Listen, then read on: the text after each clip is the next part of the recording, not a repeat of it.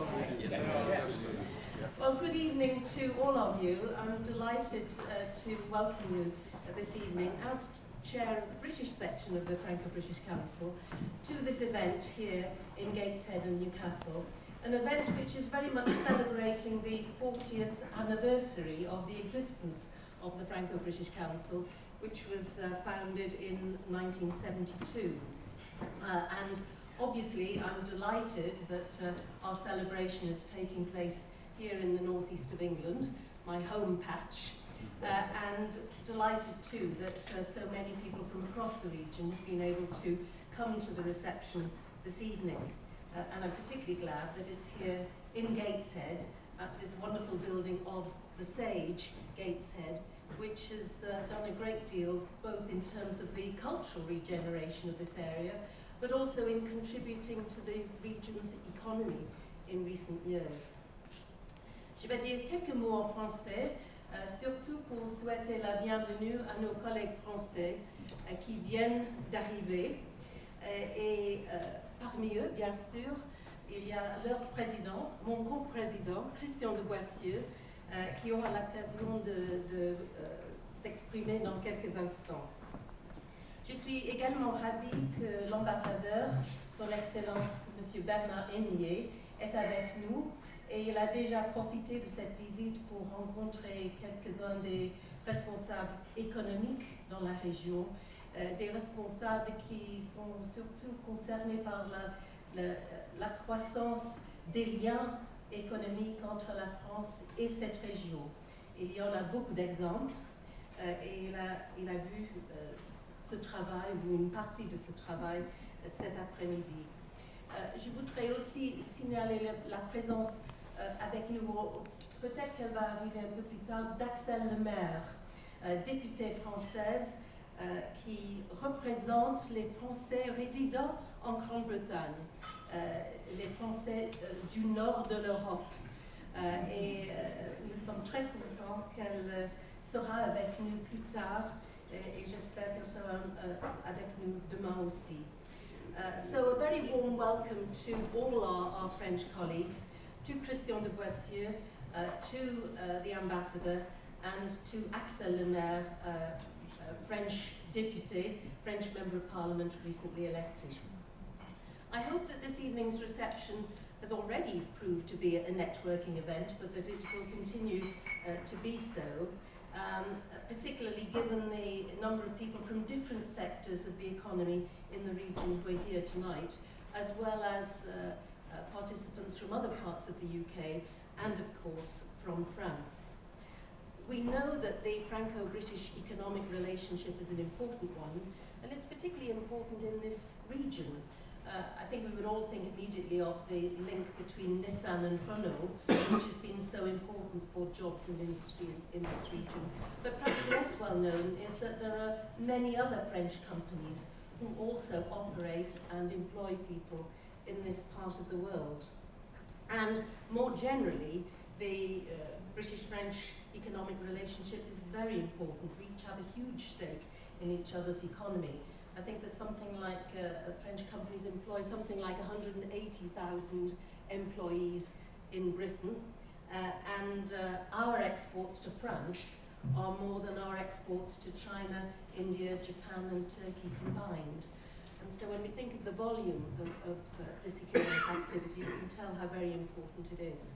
I'm very glad indeed that we have the Secretary of State for Business Innovation and Skills, Vince Cable, with us this evening. And I will introduce him shortly to say a few words to us. And also delighted that we have with us Vincent de Rivaz, who is the CEO, the Chief Executive of EDF Energy, which we think of as a French company, but perhaps we should also think of as a British company, given the size and importance and its contribution to our economy here in the UK. Before concluding, I feel I must thank the sponsors, our fellow sponsors of this event, who've helped bring this about. We're particularly grateful to Gateshead Council and to Newcastle Councils for their support, but we've also had very good support and help from UKTI and also from Gateshead College.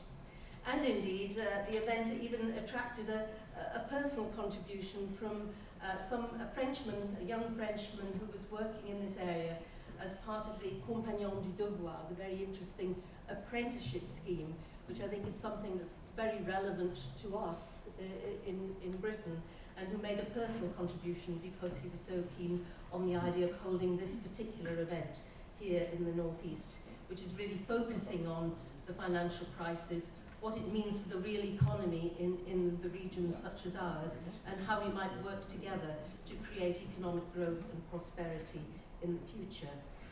I'd also finally like to thank Andrew Robinson, the Honorary French Consul here in the Northeast, for all the work that he's put into this event, in both suggesting participants and also looking at the agenda and working with us at the Franco-British Council to try and make it as relevant both to the region and also to the wider issues that we're discussing. So thank you very much to all those people. I'd now like to ask Mick Henry, Councillor Mick Henry, the leader of Gateshead Council, because we're here in his territory in Gateshead, just to add his own few words of welcome to us. Mick.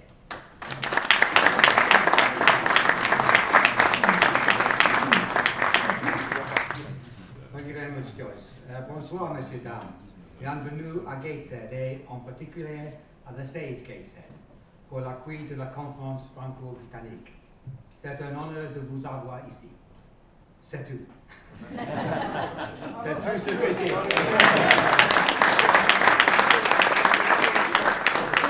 C'est tout ce que j'ai. Je suis épuisé. Maintenant, je dois parler anglais. Je m'excuse. Good evening, everyone. Welcome to Gateshead, and in particular to the Sage Gateshead, for the reception for the Franco-British Conference. It's an honour, genuinely, to have you here. I'm delighted that the Franco-British Council have chosen Gateshead, and indeed Newcastle Gateshead, as its conference venue. Indeed, I can personally think of nowhere better. We're in very challenging times, but here in Gateshead we're clear that now, more than ever, it's important to continue to focus on the long term, and on our long-term vision. That ambition includes fostering the right conditions for economic growth, as this will provide us with greater resilience. We have many examples here in Gateshead demonstrating how cultural regeneration has significantly driven economic growth, including delivery of this building that you're in now, and all that's happened within it and as a result of it. And these types of projects help to promote confidence in your locality, which in turn promotes further development.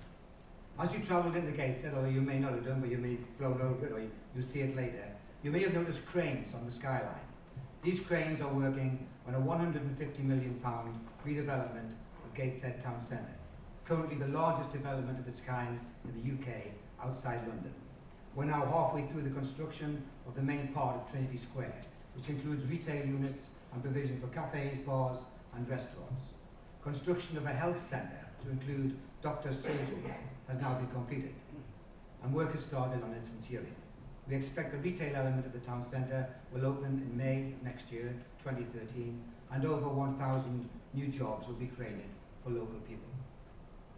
Equally in Gateshead, we've always recognised the importance of being outward-looking and establishing international relationships because of the benefits that brings to our area, both for businesses and for residents. Gateshead Council will be doing all we can to support economic growth and revenue generation in the coming months and years. And it will be interesting to see whether we can apply any of the conclusions and recommendations from your conference to our thinking.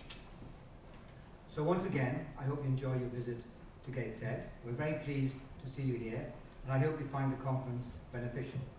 Donc, encore une fois, j'espère que vous apprécierez votre visite à Gateshead. Nous sommes très heureux de vous voir ici, et j'espère que vous trouverez la conférence bénéfique. Merci bien.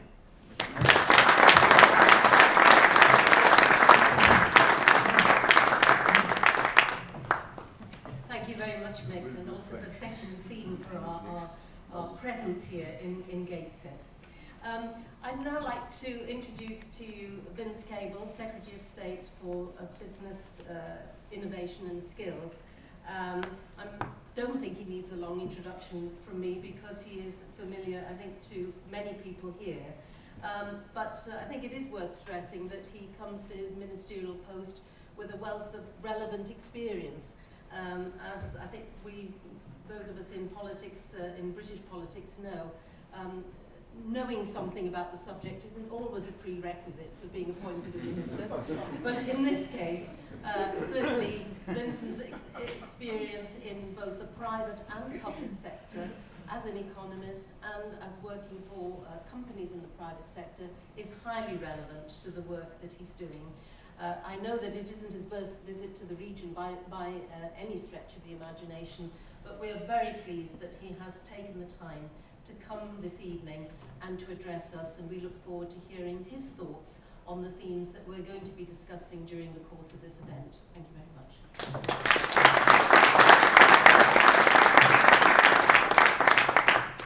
Thank you, Joyce.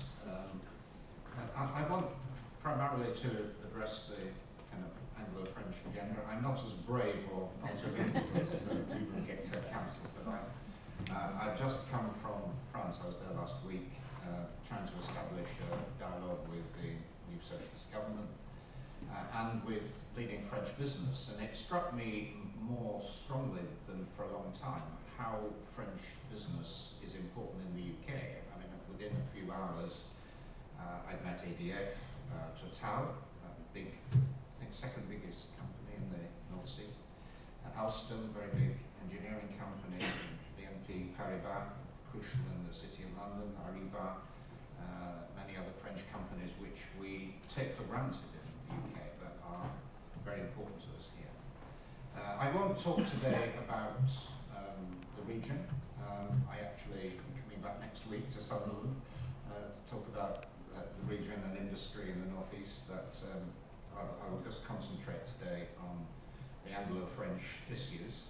And I haven't come here to make a big, long, heavy speech. I just want to make 3 points and then maybe stimulate a discussion on that. First of all, I just want to make some comparisons and similarities between the current position of Britain and France in the economic crisis, where we're together and where we live. Secondly, about the UK's role within the European Union. I think that's important. The first question all my French friends said to me last week was, well, can we assume that Britain will still be in the European Union in 5 years' time or not?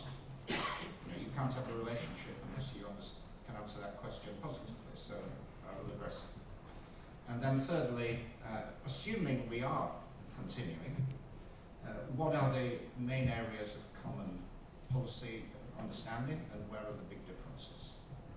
I'll try and cover that in 10, 12 minutes.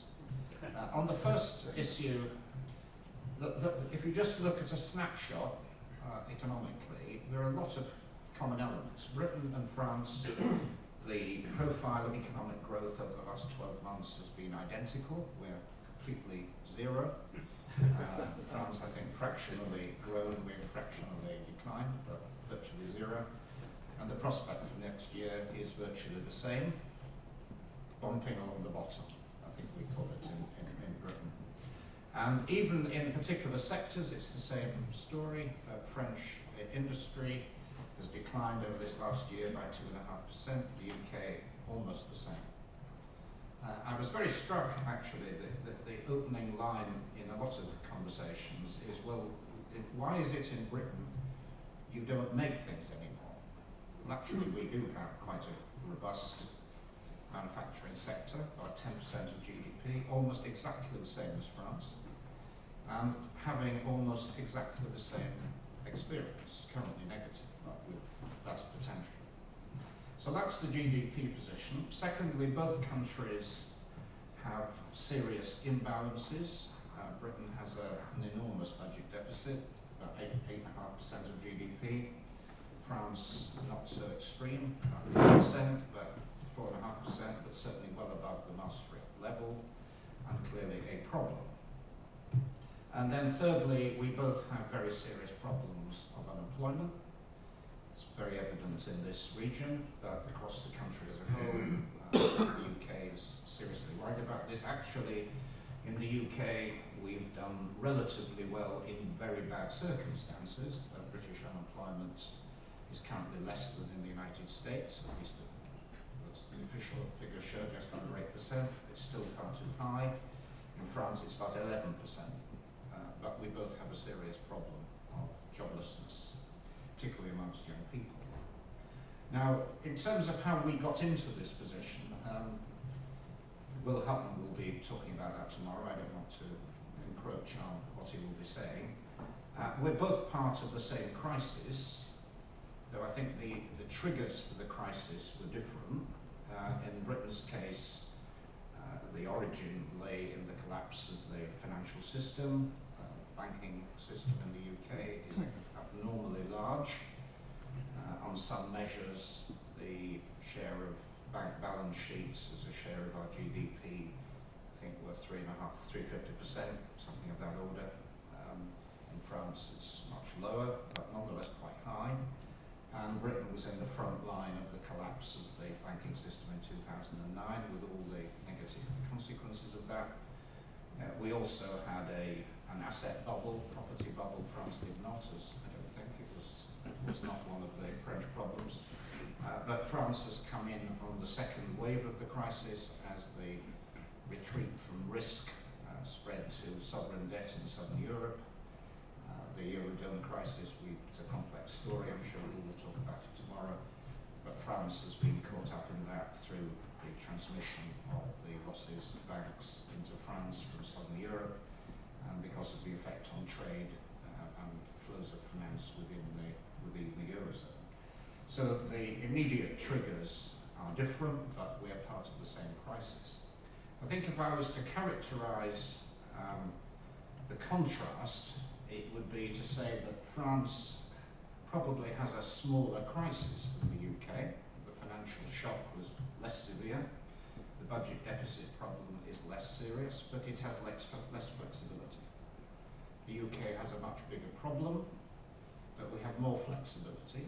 We have more flexibility in economic policy because we have monetary policy and an exchange rate, and also British labour markets, for good or bad reasons, tend to be more flexible.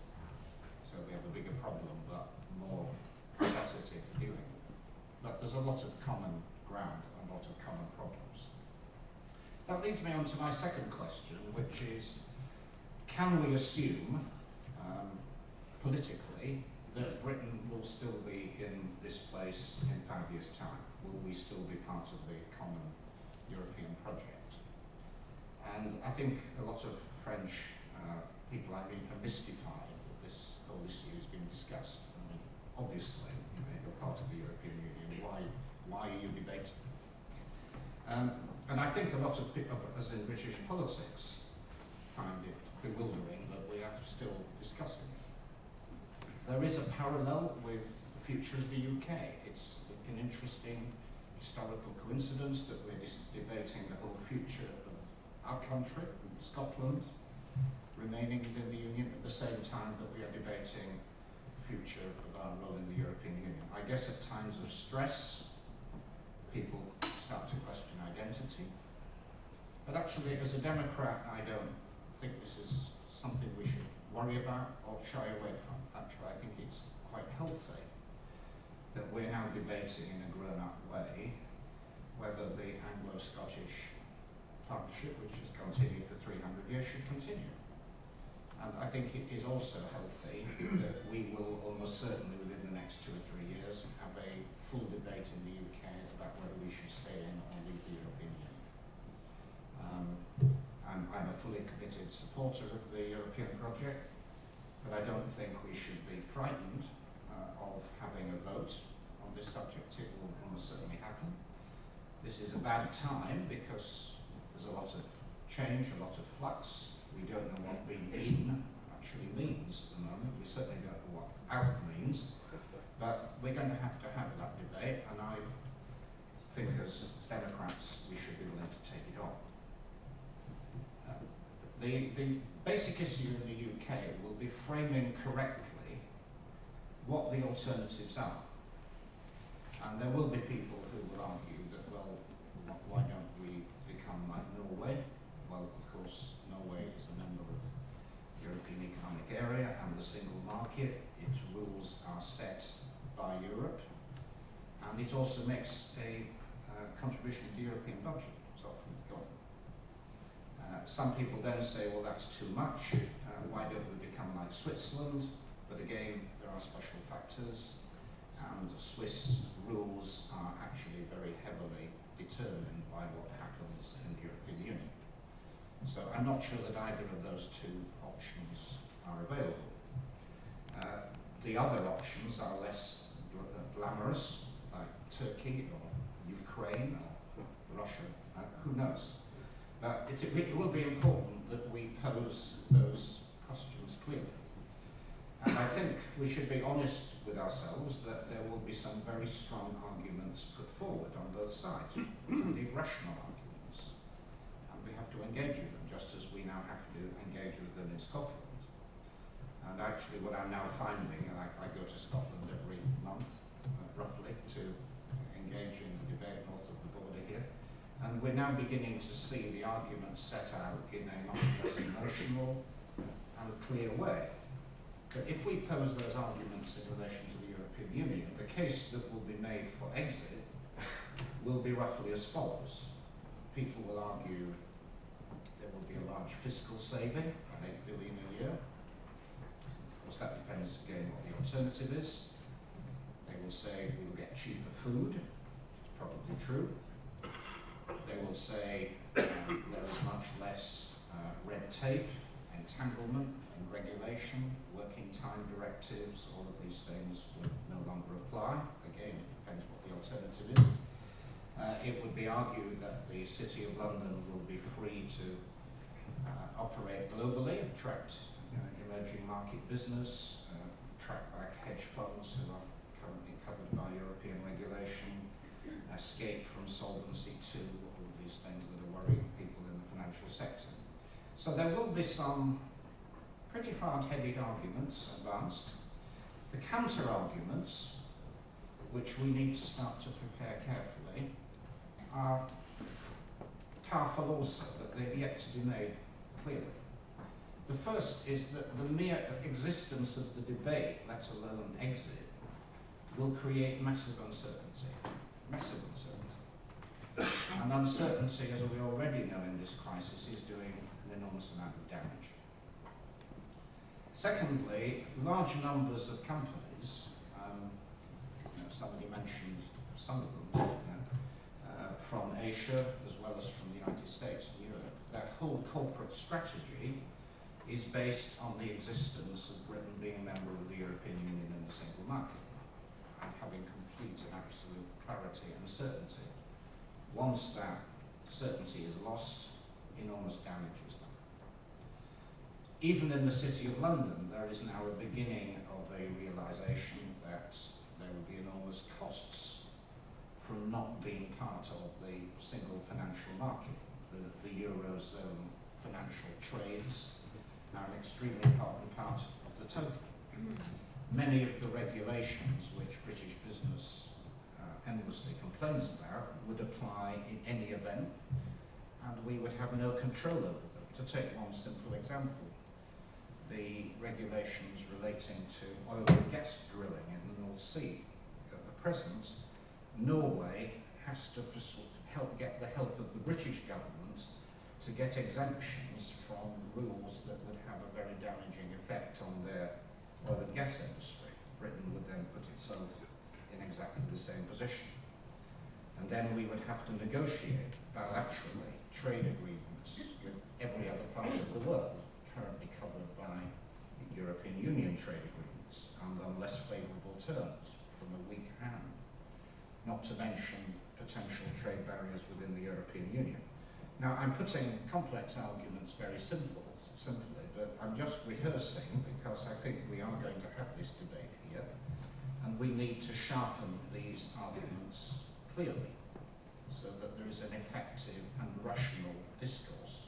We can't just appeal to people's emotion.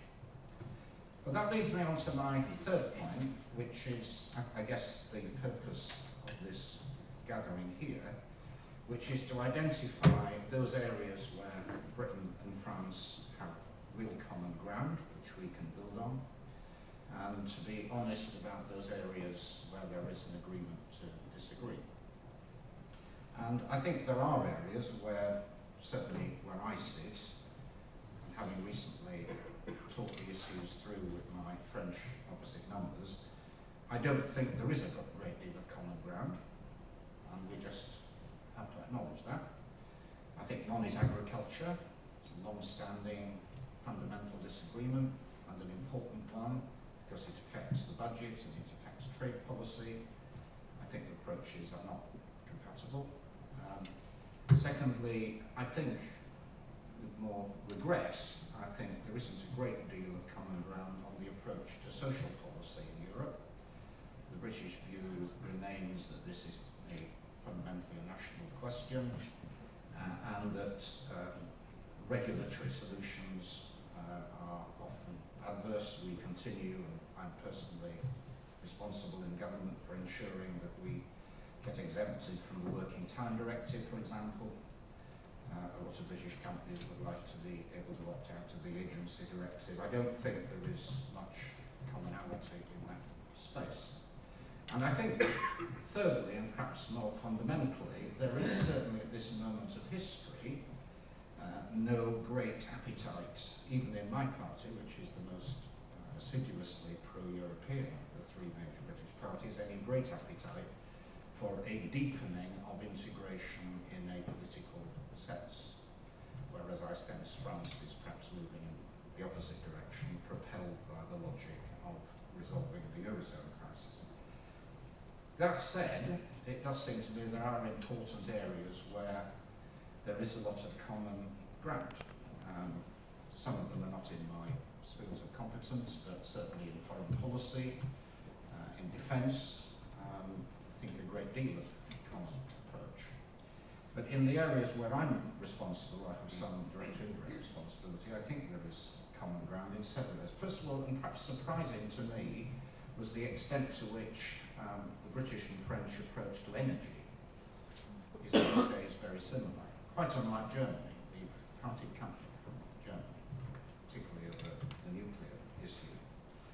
The one exception I discovered last week that France regards fracking as illegal, and in Britain we're now going to encourage it.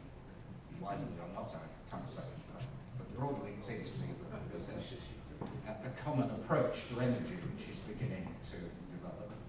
Secondly, and perhaps more surprisingly, an area that I would call government activism. I know there is this traditional caricature, the British laissez-faire, the French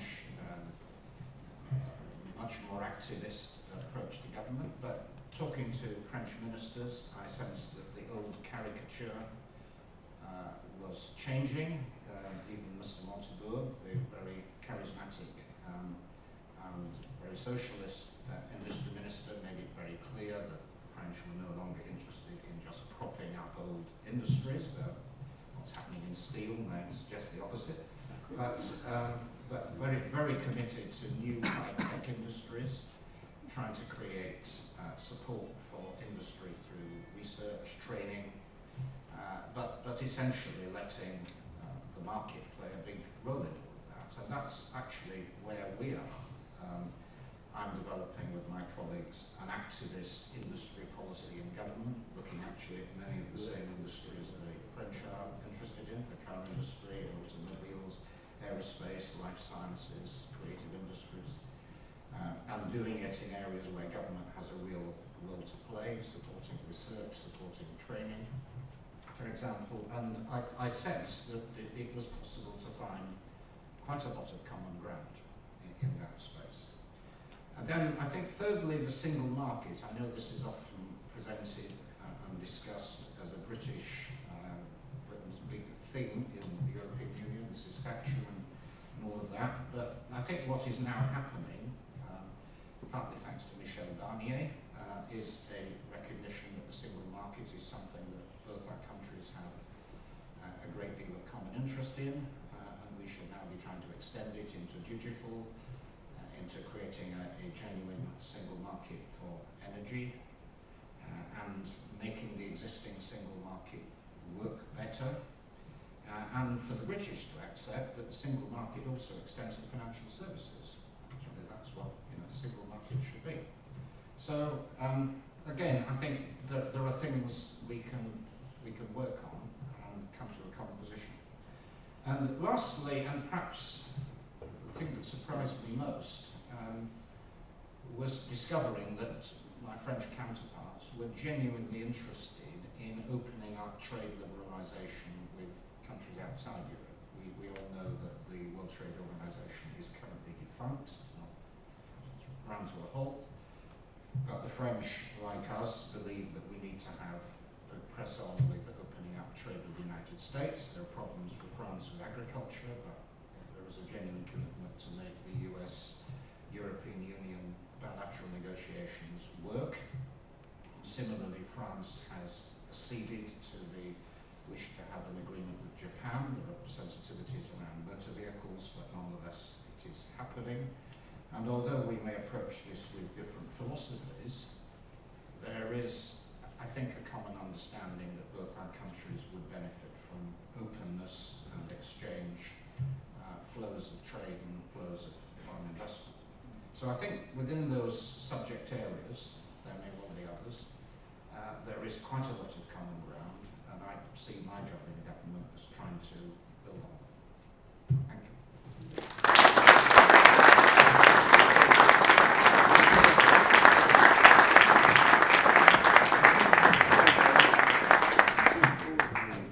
Thank you very much indeed, Vince. I think that obviously you've given us a great deal to think about and raised some very big issues about which there may well be different views and ideas.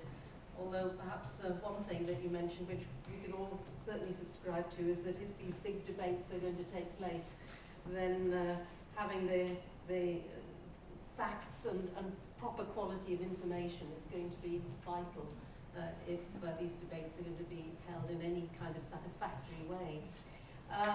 There will be an opportunity to ask one or two questions subsequently, but I'd now like to ask Christian de Boissieu, my co-president in the Franco-British Council, to introduce Vincent de Rivas.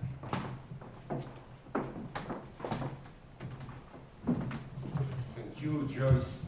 I am deaf because of the plane, but not dumb yet. And therefore I take this opportunity to speak. You know, this is the role of the professor, and I'm an academic, nobody is perfect. We are very glad to be here. You know, Newcastle is not the far west.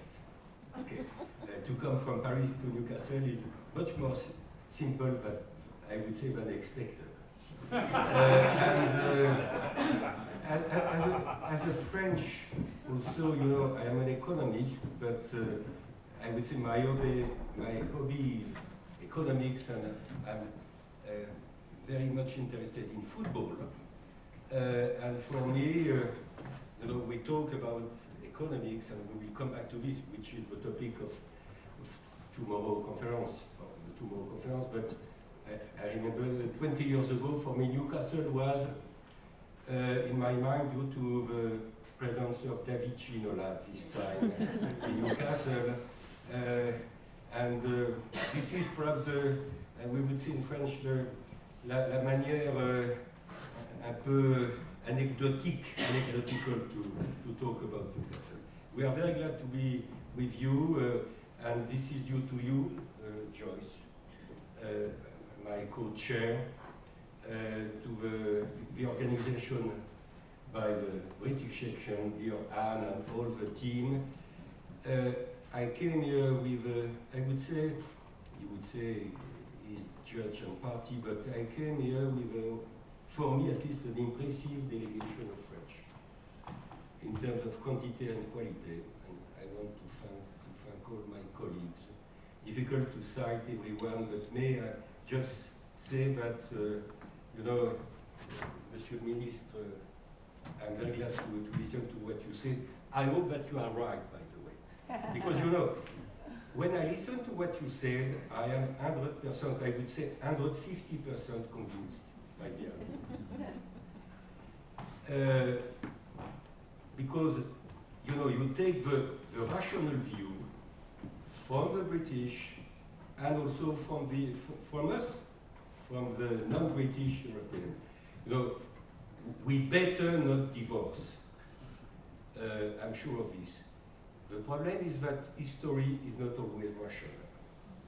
And you know, I hope that we are going to do everything, us in the continent, the other side of the channel, and you, in order to avoid a divorce which would be very costly for you, for us, and the role of the Franco-British Council is also, but this is très microeconomic, if I could say so. It is to try to invest in the Franco-British relation, not to avoid a divorce, because if there were a divorce, you know, we would be in a position as everyone. We cannot influence history. It would be too pretentious to say this. But where we are, all of us in our various positions, if we could do something in order to invest in this very important bilateral cooperation between our two countries. I just wanted to say that within the French delegation, I'm glad to say that we have two former ministers, one from the left, one from the right, which is a balance. You know, it is very important because they are them, and also because for us it is very important not to be politically engaged. Cher Christian Pierret, je prends l'ordre chronologique. C'est l'âge aussi. Hein? Tu prends le plus vieux d'abord. L'âge, on a le même âge. Qui était ministre de l'Industrie, Hervé Mariton, d'un gouvernement de gauche, et Hervé Mariton qui était ministre deux postes, je crois. Un seul. Coopération? Outre-mer. Outre-mer, je ne suis pas très loin. Coopération outre-mer, on va passer. D'un gouvernement de droite. Et puis, je ne vais pas citer tout le monde. Je voudrais juste dire quelques mots pour introduire Vincent, qui n'a pas besoin d'être introduit. Quand je regardais le curriculum vitae de Vincent de Rivaz, je me suis dit, voilà l'homme qui devrait être à ma place, à la tête du Conseil franco-britannique, section française. Mais Vincent pourrait être aussi bien, enfin j'allais dire presque à la tête de la section française, des deux sections, en quelque sorte, réconciliées, intégrées, parce qu'il est vraiment totalement franco-britannique. Et il est français, ingénieur de formation, hydraulicien, ça se dit? Hydraulicien. École d'hydraulique de Grenoble. Et puis très vite, Vincent me le disait, il est rentré dans le groupe EDF. Il s'est occupé de différentes questions, y compris la direction financière d'EDF, avant, il y a 10 ans, de jouer un rôle essentiel dans la création d'EDF Énergie, que Vincent dirige aujourd'hui.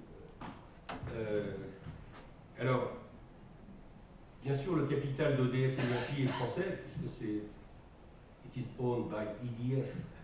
It's French from this point of view, but de facto, je crois qu'il aura l'occasion de le redire, et Joyce l'a dit tout à l'heure, EDF Énergie est aussi totalement britannique par son siège, par les employés, par la culture d'entreprise. La culture d'entreprise qui est, je vais dire, presque plus importante que le capital. Que le capital ou la nationalité du capital.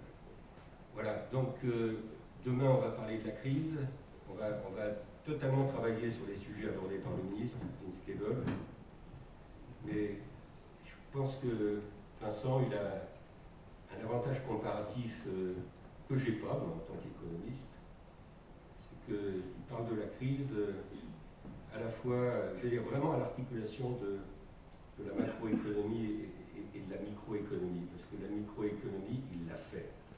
Les deux. Merci de votre attention.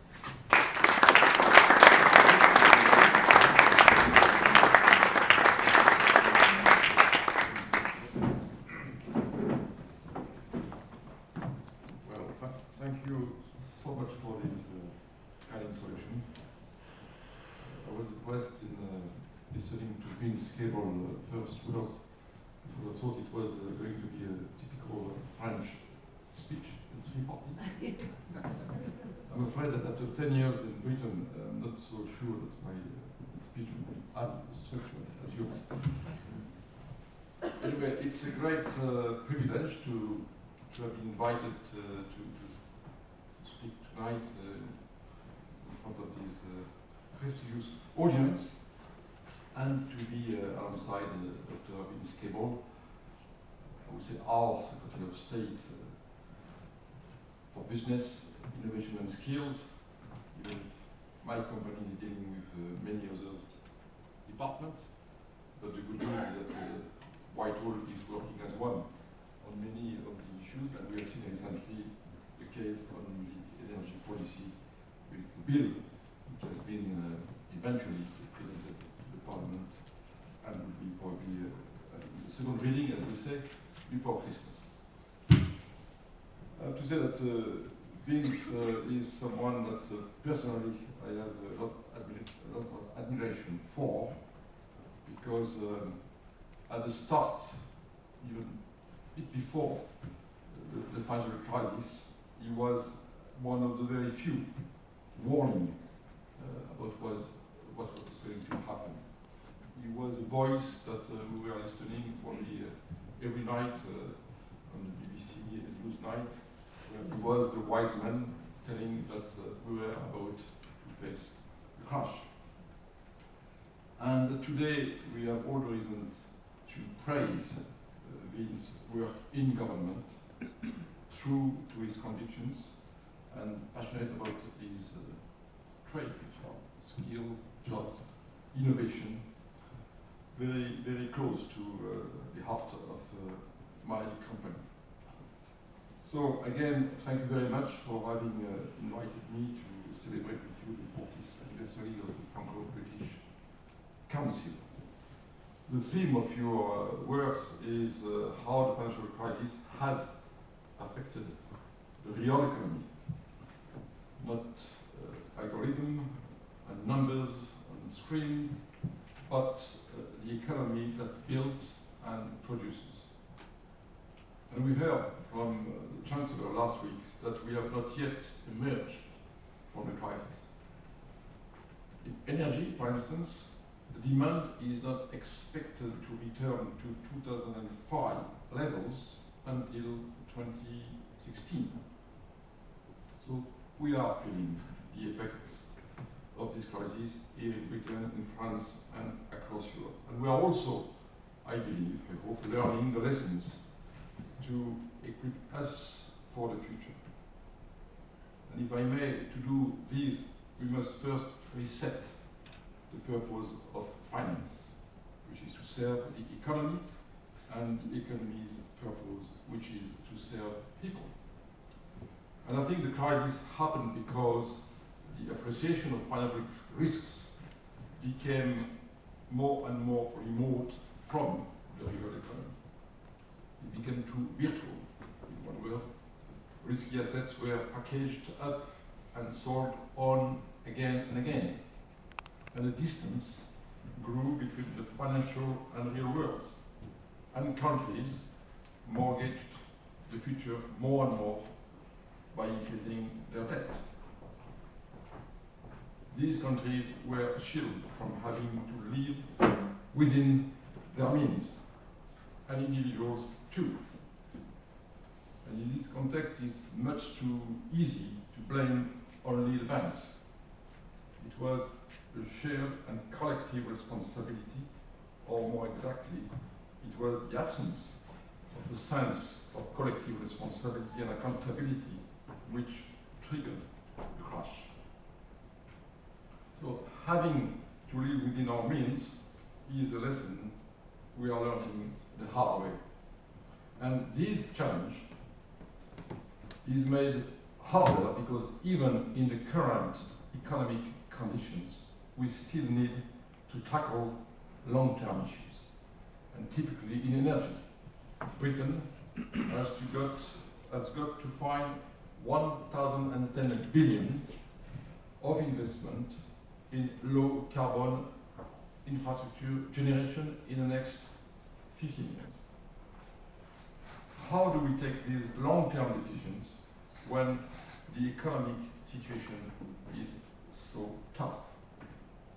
For instance, for us being ADF Group, but also us being the government, our common decision whether to go or not to go ahead with new nuclear build, this decision has to be taken, let us be honest, counter to the cycle. But this is exactly what leadership is about, saying the long-term vision for the industry and the country in order to get affordable, secure and low carbon energy in the future. Here in the UK, we know that we have treated our infrastructure assets. They need renewal now. And I believe governments have believed, and this government does believe, that new nuclear must be part of the solution. Part of the solution within a diverse and balanced energy mix, including energy efficiency. Why nuclear must be part of the solution? Because it provides the consistent long-term guarantee that the UK has the energy it needs, providing 60 years of supply. Oil crises will come and go. Shale gas hopes may rise and fall. But nuclear is the foundation which UK PLC needs to secure its energy future. And it must be attractive to investors who know that they have now to take a very long-term view. Nuclear is not a business for speculators. It is not for those who want high reward for high risk. It's all about long-term planning and steady execution. And that is why it is a great France in Britain that the coalition government and the Labour opposition agree on the need for new nuclear build. This consensus is precious and must be nurtured as a treasure. It has continued from previous governments and is underlined, as I have said, by last month's publication of the energy bill. The government's proposals contained in the bill show how building new infrastructure can only happen with the right finance, with the right financial model.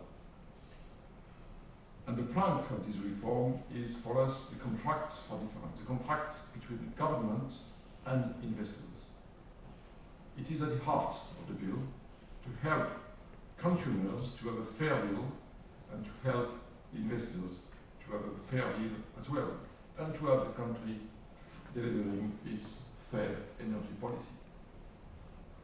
In this context, we know that sustainable jobs, skills and industrial capacity will flow from these low carbon investments when they will happen, giving opportunities to the UK young people for long-term skilled careers. I spent the full day, because we have many employees in this region, one of them with us tonight.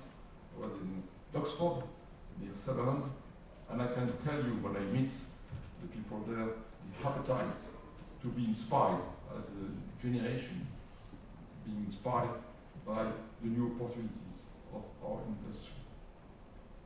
It's also about helping to rebalance financial services and the real economy, manufacturing, building, science and technology, with more economic activity gravitating north and west of this country. So, reforming the electricity market will make a market that is better and fairer. It will achieve a market that is pragmatic, not speculative. A market that reflects the real costs of an economy fit for the future. So I think they have tried to set out why a long-term vision is needed to help out of the financial crisis. And it is a way to reconcile, not oppose, financial capital, industry capital, and human capital. And this reconciliation is at the heart of the real economy. Britain and France can achieve this long-term vision together. On the 17th of February this year, the UK Prime Minister and the French President signed a joint declaration at the AVI Palace, committing to cooperation, usually on nuclear safety, nuclear skills, nuclear research and development. And personally, I was thrilled that David Cameron could visit our head office in France on the same day. And I know the numerous meetings between David Cameron and François Hollande during the summer, and I know that they have been very supportive of our project. And Vince, we were in Paris last week and you met our chairman, Henri, and I can tell you he was very, very pleased to discuss with you all these issues. So our new nuclear project is, in this context, seeing a number of British and French joint ventures coming forward, bringing together technical expertise and local knowledge. Together with our labor, we are actively matchmaking UK and French companies to maximize the opportunities. And working with Vince's department, we are looking now in a forensic, rigorous way at the categories of work associated with our project. And we have developed a strong methodology for understanding how much of our project's value will accrue directly to the UK. It is not a finger in the air exercise, but we expect that over the course of construction, a good majority of the cost will flow in the UK, and importantly, for many of us in the audience, there are also good opportunities for French suppliers. Just yesterday, AVI, whose EPR is our planet-chosen reactor for Hinkley Point in Somerset, announced that it has identified 50 UK suppliers to support the delivery of the UK EPR with a scope of work worth up to 40 million, which is a very significant part, 400 million, sorry, up to 400 million pounds, which is a very significant part of their expected contract. And Bouygues TP and Liner Rock are working together as our preferred bidder for a 2 billion contract for the main civil works. So there are really British and French companies working hand in hand for the best of this project. The project, in a nutshell, where there will be the 3 words, made in Britain, and also these 3 words, made with France. And as Sebastian Coe, in his remarkable speech at the closing ceremony of the Paralympic Games, and we were proud sponsors of the Olympics and Paralympic Games, as you know, made in Britain, he said, about this magic summer. Made in Britain, these 3 words, when you read them, you know, mean high quality, mean skill, mean creativity. And I do believe it's right. And we do hope that with our Olympics in the Somerset, we'll confirm that shortly. It is exactly the kind of work that UK's real economy needs. Developing an economy in order to develop people. Just a word about it, because it is at the heart of the productivity challenge that we have in this country. Productivity is incompatible, in my view, with the hire and fire culture. In large infrastructure projects like ours, it was the case for the Olympic Park. It was the case for Terminal 5, both projects delivered on time and on budget. We need to build a different culture. It's all about one project, one goal, one team, with crucially line management valued because of the way they themselves value the workers engaged in the project. And it is in that context that we are at the moment finalizing with the unions, the main unions of Great Britain, this new social covenant that will be used for our Hinkley-Point-C construction project, where, in a nutshell, human capital matches the financial capital involved. So this is our challenge, to bring forward a project that will strengthen our two economies now. Our two countries are striving for growth, and I think we must, because there are critical decisions to be taken in the next few weeks between us and the government on these negotiations and on the strike price of the contract for difference, and we are not yet there. We must, both of us, show leadership in difficult economic circumstances. As I said earlier, this decision has to be taken counter to the cycle. It has to be taken in thinking long term when everything is leading us to think short term because of the crisis. Britain and France, I believe, together have the chance to demonstrate their industrial stamina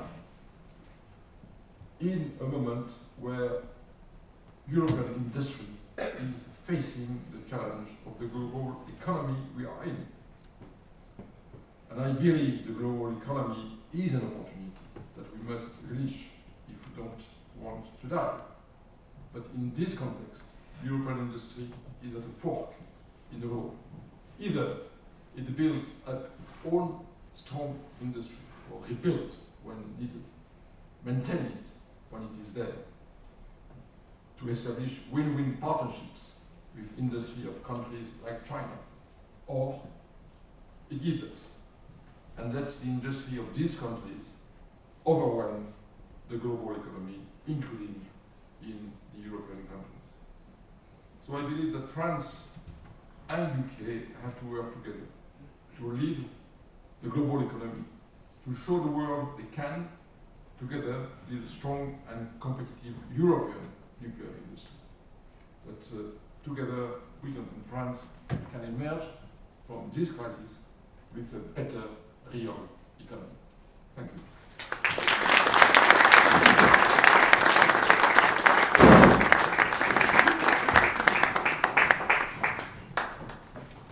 Thank you very much indeed, Vincent. You've raised a lot of the issues which very much relate to the theme of our discussions and set the scene for those discussions, I think, wonderfully. And of course, energy policy, which is concern to all of us in both our countries, I think also is of particular interest and concern in this region, where I think we feel that we have got an important contribution we can make to the future of energy policy, not just for Britain, but in the European context too. So really a very warm thanks to Vince and Vincent for what they've had to say to us. We have, I think, got a few minutes where we could take one or two questions, if you would like that. Anne Henrik, our Secretary General, has a roving microphone here. Is there another microphone as well? So if people would like to signal, in fact we see one hand there already, perhaps you could ask a question. I'll take 3 or 4 at one go. Thank you very much. Richard Maudsley, Chairman of the National Nuclear Laboratory. I was very encouraged to hear your comments about the long-term relationships which we need to have to take our civil nuclear plans forward. I understand from today's news that you have been given the green light by the regulator in the UK for your reactor design, and I would be interested to know how this takes us further along the road to successful implementation. I'd like to ask Vince Cable to give his thought first on that. Simply, Anne, because I understand that the train is in 13 minutes. I don't want the Secretary of State to blame us for missing his train. So,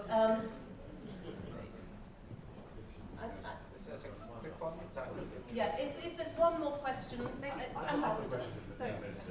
Will Hutton. Vince, I just want you to, it may be that the British and French intentions over agriculture are as great as you think. The CAP has a phenomenal role in supporting British land prices, which if they were under a British system of farm support that might replace the CAP, would actually be something that might crystallise an awful lot of losses on British banks. Nor is it obvious that actually European food prices are so much higher than world food prices. And it may be that one of the more vigorous industrial sectors in the UK is actually agriculture off the back of the CAP, and traditional kind of, the CAP was kind of a French preoccupation that we Brits actually should turn our back on, could be completely wrong. Thank you very much. And the Ambassador would also like to ask a question, and then I will let Vince respond very quickly and then go. That's a very short question for the Secretary of State. I mean, you have referred to the debate which is going to take place in the UK on AU. Don't you think that a referendum in any other country in Europe about the EU might be a very difficult to ask your public opinion? And don't you think that the answer, whatever the question is, might be negative? Well, just very quickly, I'm going to pursue the agriculture question with Will. I think the problem in the UK, as you know, agriculture prices are a tiny fraction of their value for housing because of the very strange British planning system. But yeah, I reflect on that. I have a wife who's a farmer, who I'm sure will seize upon that as a way forward. But I think in your question about asking public opinion, I think we have no choice. The problem with the European project in the UK, and I think everywhere actually, is that it is seen as an elite project which has never been properly explained, especially to the younger generation, which is taken for granted. The Europe that we voted for 35 years ago is very different, and I think we have to explain it and have to justify it. I'm pretty optimistic actually that faced with the question, as with the question in Scotland, a good answer will emerge, but I don't think we can hide from it. I really don't. I'm very sorry I can't stay for more beyond that, but I think right now I've got 11 minutes.